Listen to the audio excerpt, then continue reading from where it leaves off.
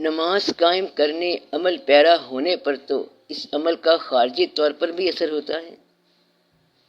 تمام خارجی دنیا اور یہ ساری کی ساری ظاہری دنیا، یہ سب باطن کی تکمیل ہے۔ باطن نے آنا اسی راستے سے ہے، اور اسی راستے میں، اسی کائنات میں رکاوٹیں پیدا ہوتی ہیں۔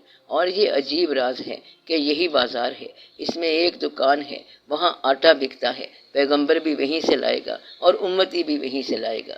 دنیا کے انہی بازاروں میں نبوت بھی پلتی ہے، اور اسی کے اندر گناہ بھی پلتا ہے۔ یہ خارج جو ہے، یہ نیک کے لیے پورا راستہ دیتا ہے، مگر یہ راستہ پہچاننا ذرا مشکل ہے۔ تو خارج کس کو سرفراز کرتا ہے اور کون سے مقام پر کرتا ہے؟ جیسے کہ کربلا میں فتح نہیں آئے گی، بلکہ کربلا میں صداقت سرفراز ہو جائے گی۔ ایسا نہیں ہوگا کہ تم جنگ میں فتح حاصل کر جاؤ، وہ جنگ جیت جائے گا، مگر وہاں تو صداقت جیتی ہے۔ پھر صداقت کیا ہے؟ صداقت یہ ہے کہ سارا قافلہ اللہ کی راہ میں قربان کر دیا، اور یہ جو بات ہے کہ صداقت کو حاصل کرنا اور باقی سب کچھ دے دینا ہے، تو یہ انتہا ہے۔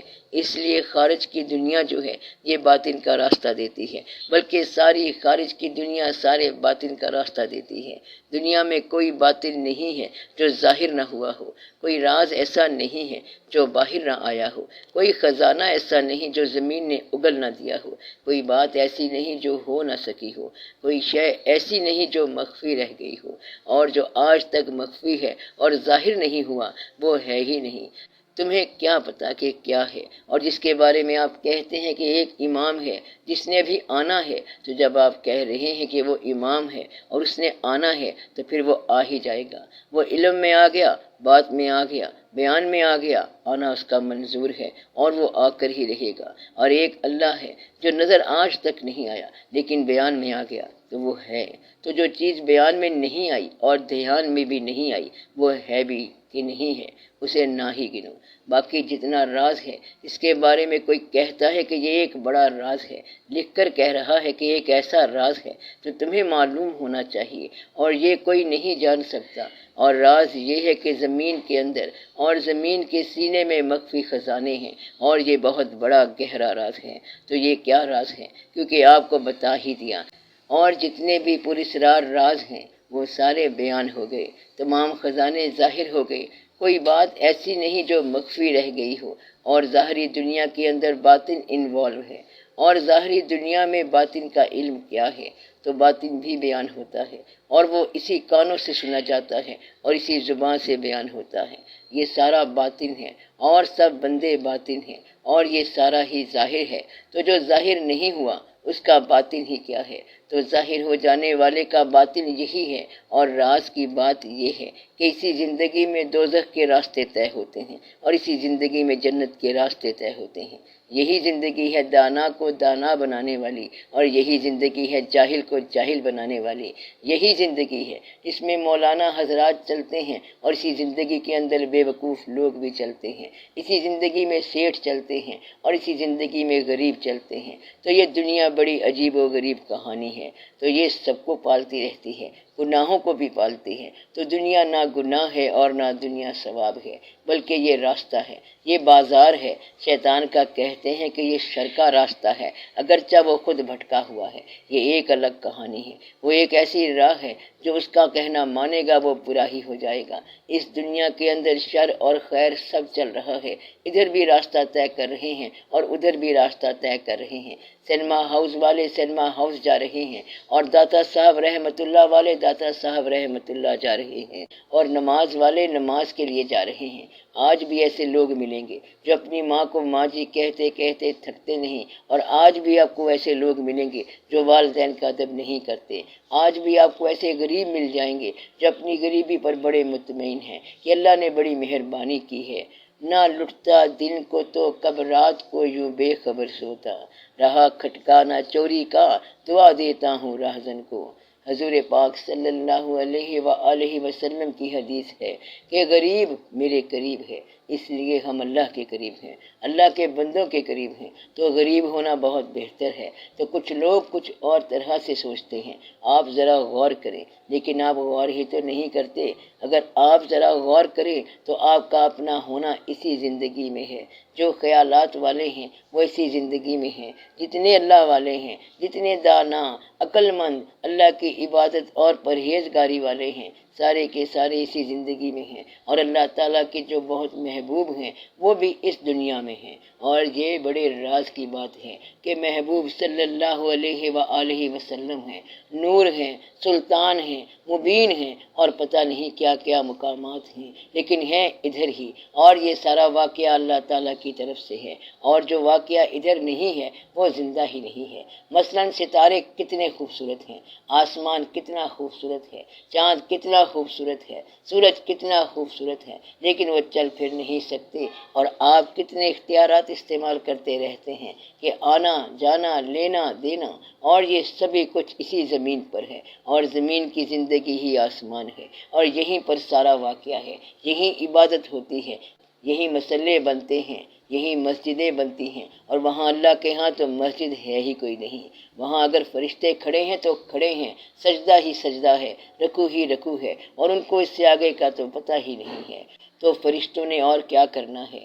تو عبادت وہ ہے کہ جس کے پاس نفس بھی ہو اور پھر عبادت کرے تو پھر اس کی عبادت ہوتی ہے۔ تو انسان جو ہے وہ یہیں پر ہی ہے، اور خیر شر بھی ادھر ہی ہے۔ دعا یہ کرنی چاہیے کہ آپ کو اسی ظاہری دنیا کے اندر باطن کا ادراک مل جائے، اور سارا ادراک ادھر ہی ہے۔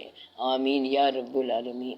آپ کا ظاہر کا وجود اور احساس جو ہے یہ باطن ہے، تو ظاہر میں باطن ہے۔ اس زندگی میں آپ کو ایک اور زندگی نظر آ جائے گی۔ اسی زندگی میں چلتے چلتے ایک آدمی آپ کو ایسا ملے گا جس نے ایک ایسی بات کر دینی ہے جو صرف آپ جانتے ہیں اور کوئی جان نہیں سکتا۔ وہ راز کہہ کے چلا گیا، اور پھر کہتے ہیں میرے علاوہ تو یہاں بندہ ہی نہیں تھا۔ تو کون تھا؟ وہ کون تھا جو میرے ساتھ ہم کلام ہوا؟ میرے سوا کوئی انسان تھا نہ آس نہ پاس۔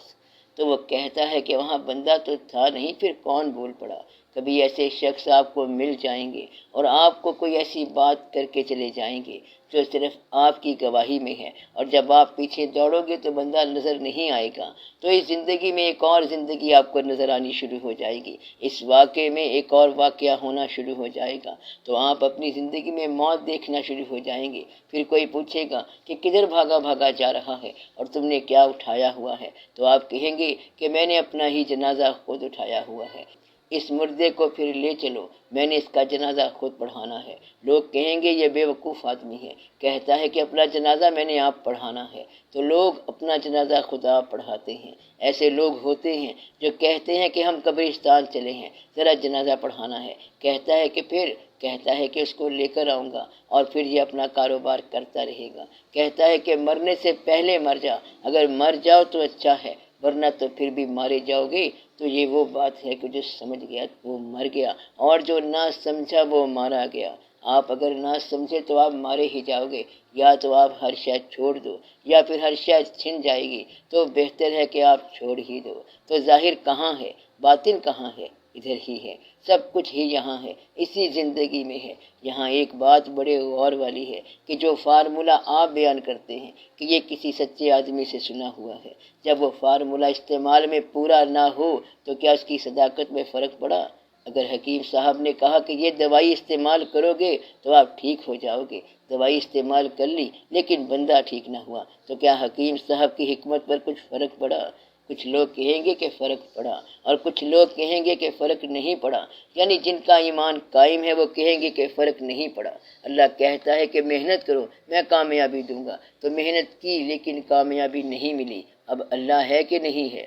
تو ایمان والا کہتا ہے کہ پھر بھی ہے۔ جس کا اتنا ایمان پختہ ہو جائے تو سمجھو کہ وہ پار ہو گیا۔ تو آپ اللہ تعالیٰ کی مرضی کو چیلنج نہ کرنا، اللہ کو یہ نہ کہنا کہ کافروں کو ڈھیر سارے پیسے دیے ہیں، بم بھی ان کے پاس، جہاز ان کے پاس، چینل اس کے پاس، سیٹلائٹ اس کے پاس ہیں، ہر شے اس کے پاس ہے، تو صدام صاحب کیا کریں؟ اب ہم کیا کریں؟ مرتا کیا نہ کرتا۔ تو پھر یہاں تک شکوہ بڑھ جاتا ہے کہ اور بیچارے مسلمان کو فقط وعدہ حور، تو یہ شکوہ ہے، اور پھر جواب شکوہ آگے خود دینا پڑ جائے گا کہ دیکھو آپ ان باتوں کی پرواہ نہیں کرو، اس سے آگے بھی بڑی باتیں ہیں۔